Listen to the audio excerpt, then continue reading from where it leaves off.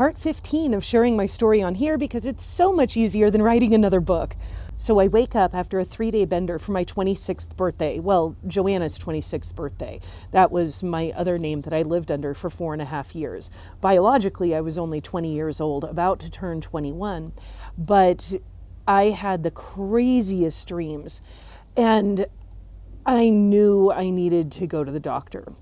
But I want to put a pause right here because this kind of wraps up this 4+ year experience of being in the adult industry.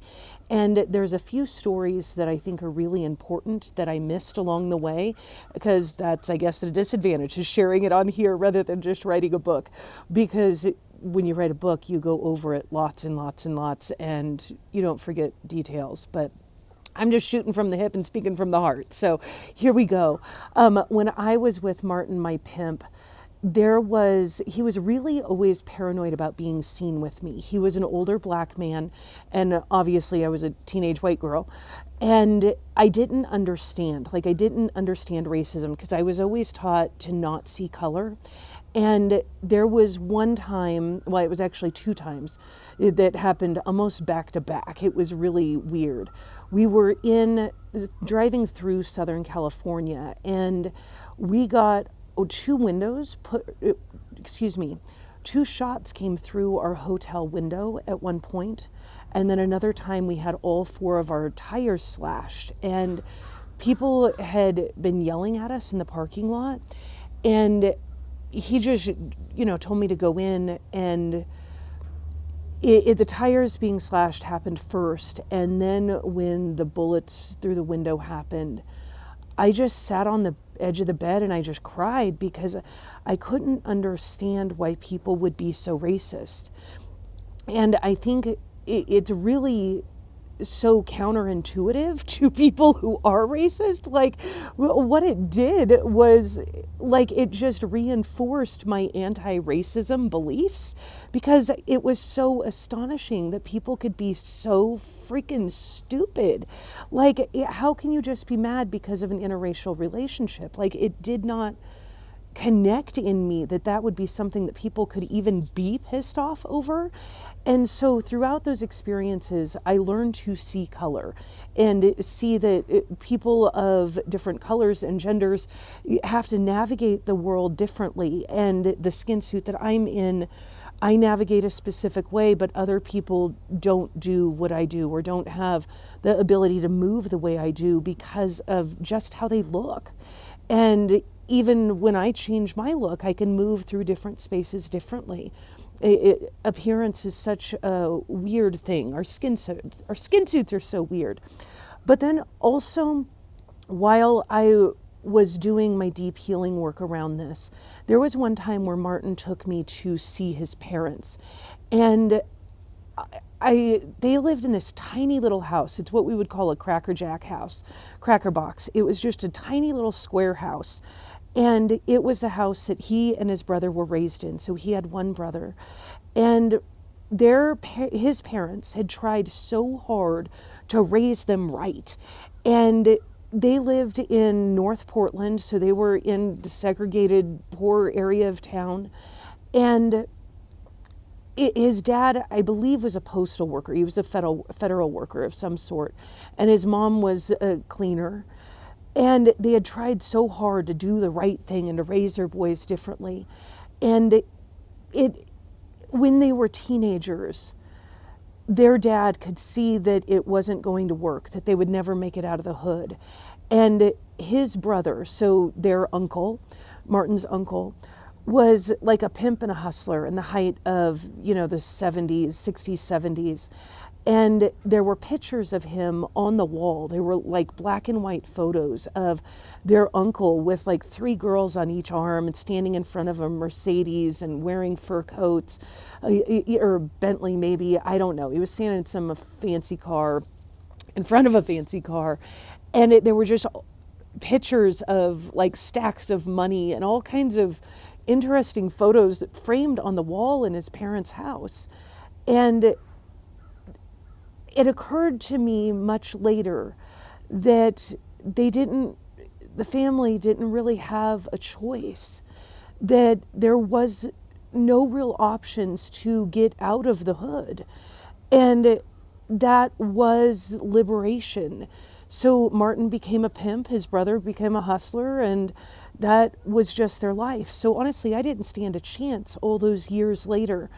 Like, because he was in his mid to late 40s when I met him. I didn't stand a chance. He was very seasoned at what he did.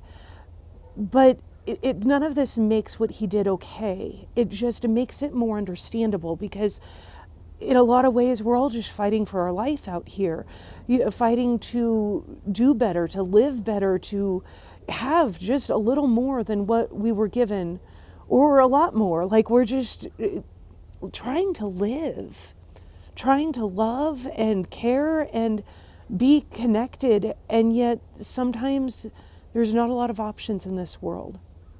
And nothing that Martin did was okay. And yet I understand. And in that understanding is forgiveness, not necessarily for him. I've never seen or talked to him again. But there's forgiveness for me, that what he did doesn't have to rot me. It fuels my voice. It fuels the power and the passion of who I am. And so healing is possible. Some of the other things, there was this point between when I got away from Martin and I'm staying at the Days Inn Hotel, and then I got that cute little house on Lake City Way. And I was like, what was going on there? I moved right in, and I didn't. There was I had a brief stint where I lived with this dude, because we all had to have bouncers. And so he was one of the bouncers that we had brought in. We'd just find him somewhere. And it was the weirdest relationship, and it was very brief. We only were together for a couple months. He was my bouncer. We dated because I didn't want to have D on anyone else's terms. It was only for me. Like, this was my season. And it was such a weird relationship. So I moved in with him for a couple weeks, and then we moved into the house together.